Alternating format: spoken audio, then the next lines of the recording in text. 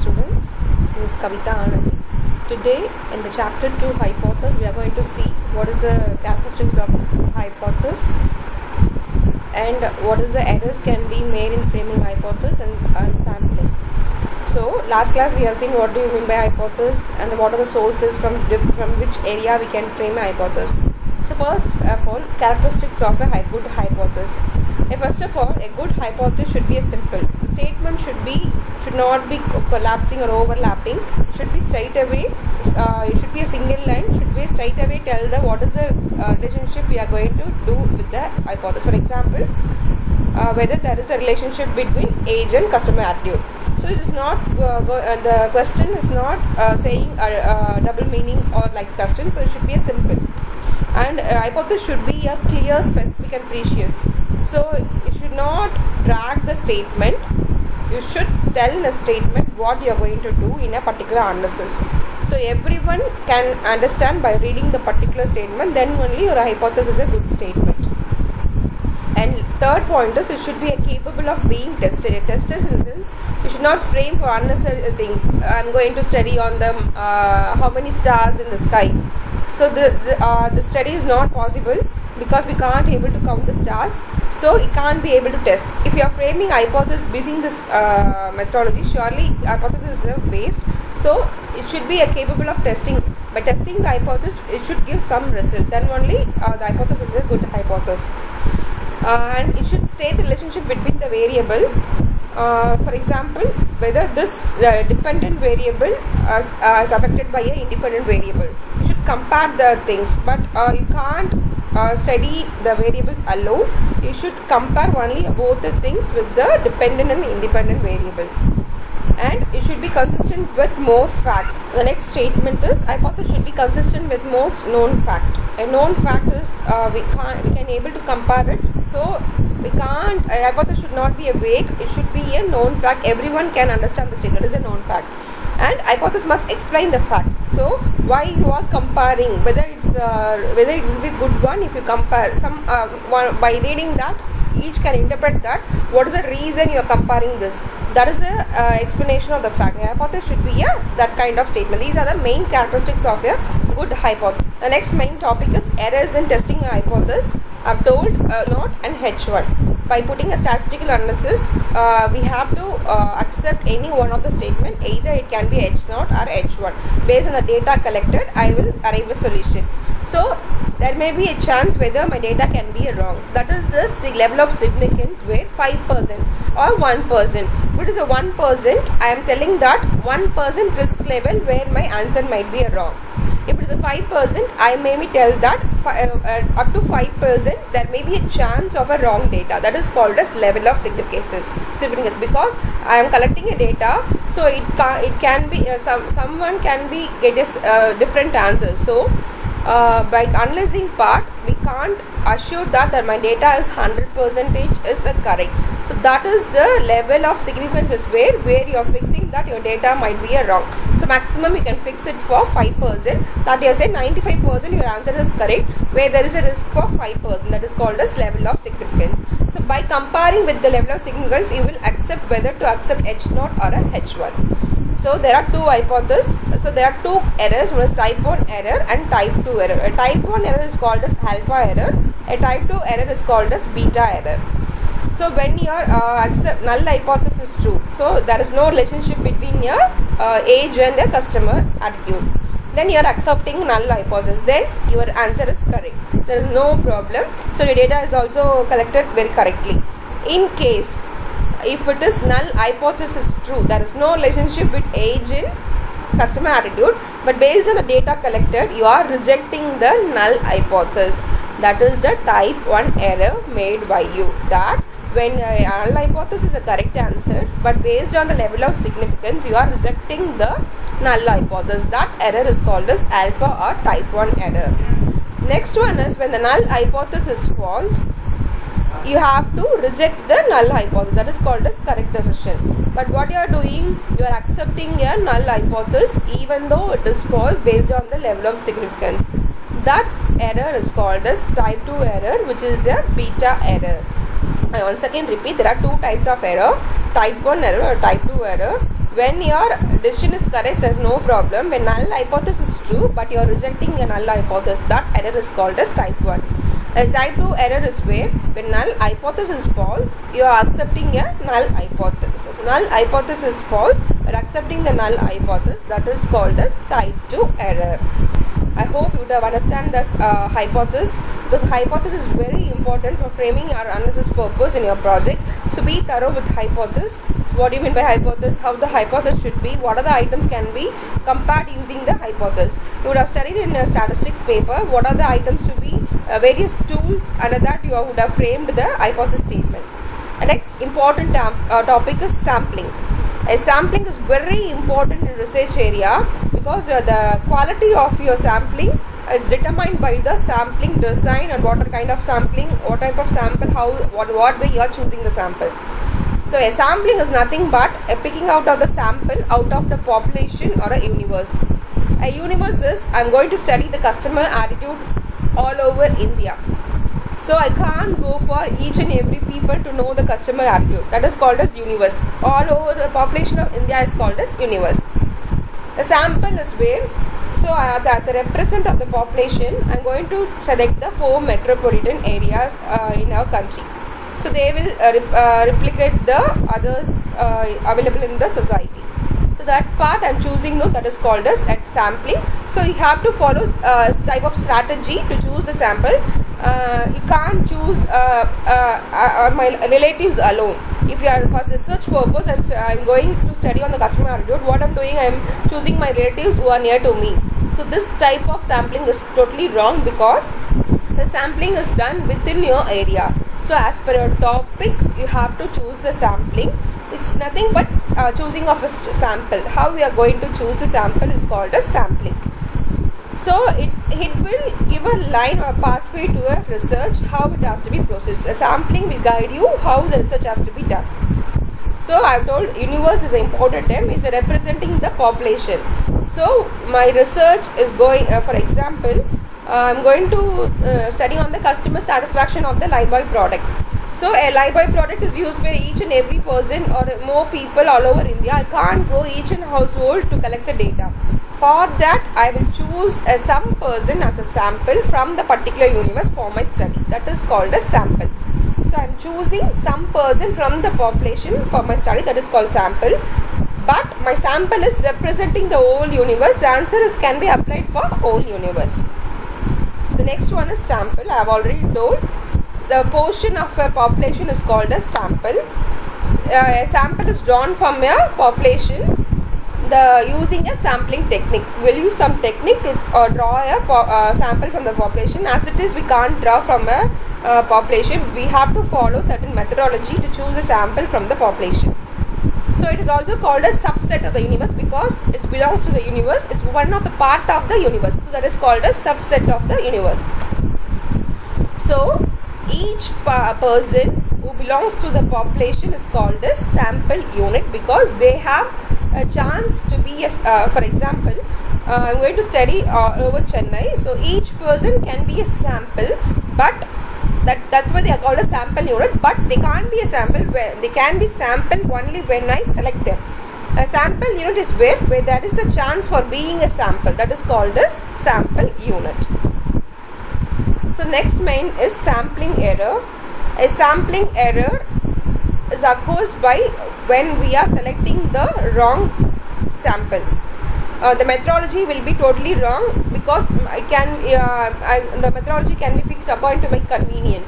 So that is called as a sampling error. When the sample does not include the components of the universe, surely a sampling is wrong. For example, I am studying customer attitude of all over India. It means my sample should represent all over India, not only from Tamil Nadu or not only from Karnataka. That means I have not included all the components from the universe. So then it is an error which made in the sampling.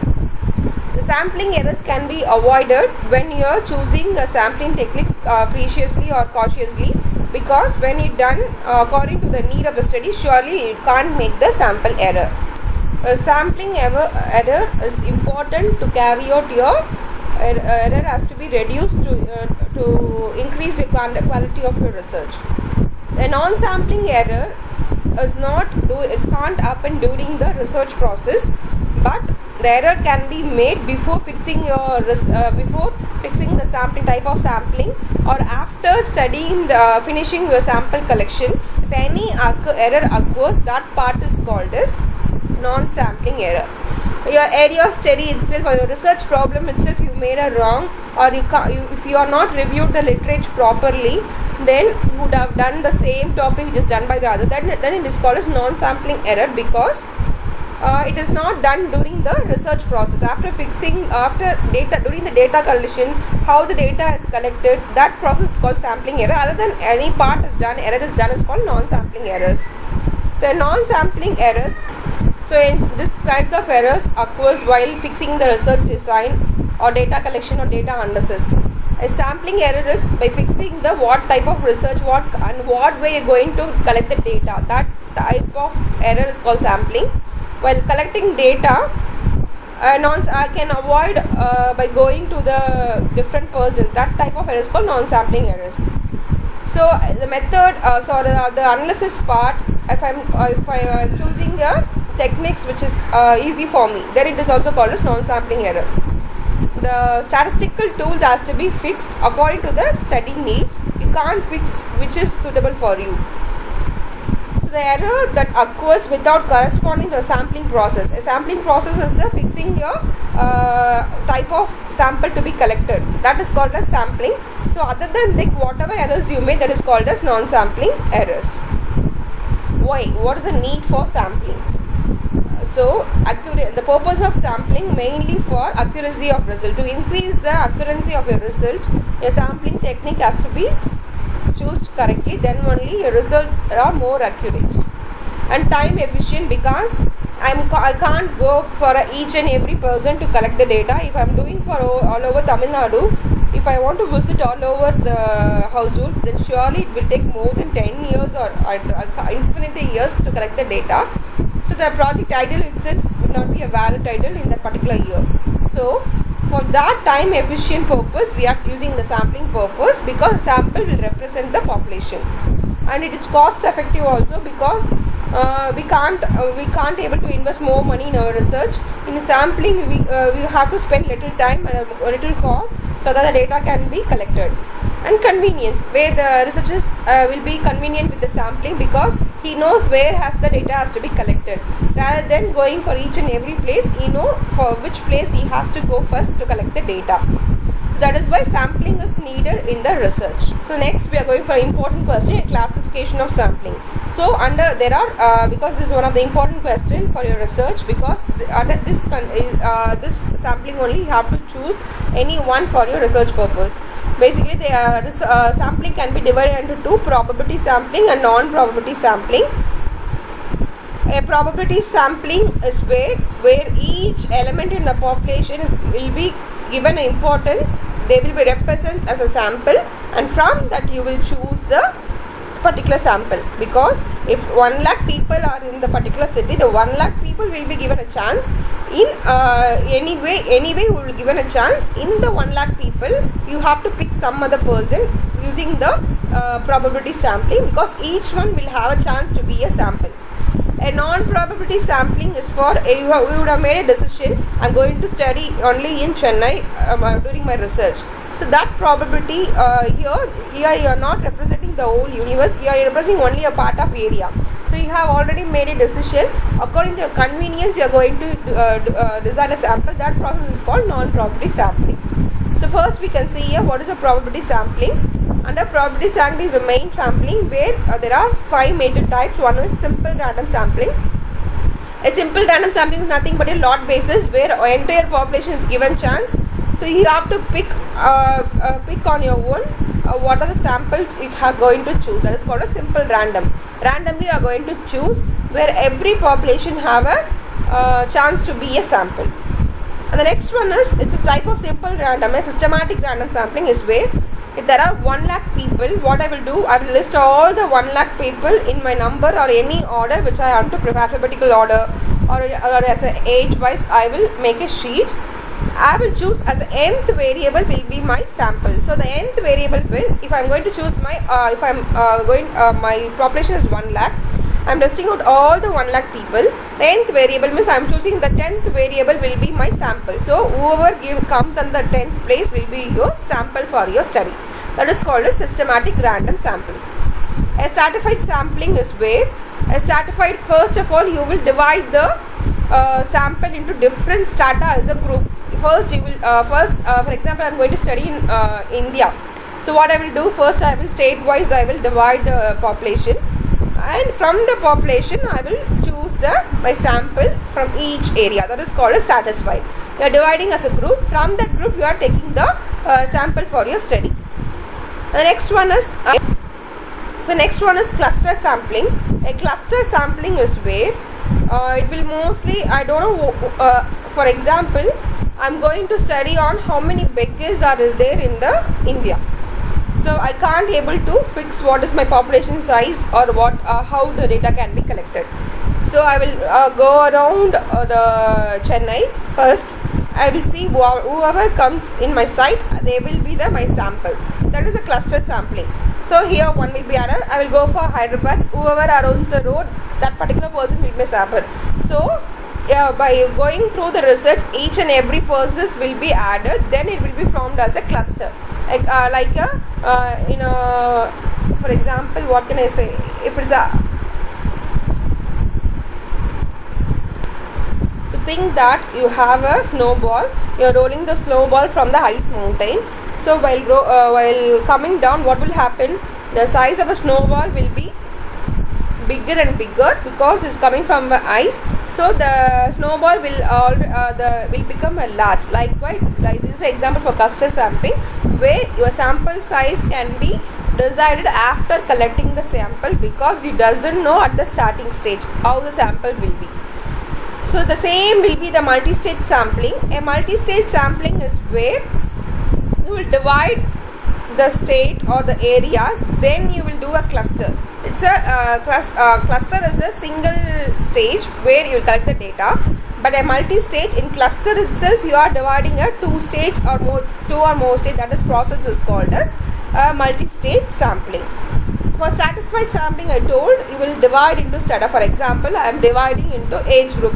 My study is between 18 years to 40 years. Then what I will do, I will categorize 18 to 18 to 25, then 25 to 35, 35 to 40. So I have categorized into strata. Here I will choose from 25 to 30, I will choose certain people, and from 35 to 40 I will choose certain people. Then I will make it as a sample. That is called a stratified sampling. These are the 5 main types of probability sampling. Then we go for the non-probability sampling. A non-probability sampling, its first one is a convenience sampling, where according to my need of study, it may be convenient wherever I do the result is going to be the same. Then that is a convenient, which type of study can be done? A convenience sampling, because a result can't be varied because the same result will be appeared there. That is called as a convenience sampling. A purposive sampling is where purposely I choose certain people for my study, because by studying that people I can able to get a result for my study. If I am doing a research in the company, only 20 people are available, what I have to do? Purposely I select the particular person, because then only I can get an answer for my solution. So that is called as a purposive. Next one is quota sampling. A quota sampling is like a it's like a stratified sampling, where you divide into area. In that area you will choose on your own. That is called as quota sampling. A snowball sampling is a cluster sampling, but you will proceed certain ways in choosing a sample in probability sampling, because you have to do systematically, because the probability sampling. A snowball is just like a without knowingly you will choose a randomly at a sample. That is called as snowball sampling, where you won't follow any procedures, because according to your convenience you are going to choose a sampling. So these are the main types of sampling: probability sampling and non-probability sampling. So go through the notes once again, and if there is any doubts, kindly contact me or ping me personally. Thank you.